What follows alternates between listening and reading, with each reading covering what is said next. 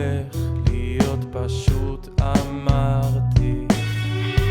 אל תגידו שלא הזהרתי, יש דברים שאתם לא יודעים. זה לא הולך להיות משחק ילדים. ברגע אחד החופש מגיע, ואין זמן לעצור, אין זמן להרגיע. החיים לפעמים מפחידים, כמה קל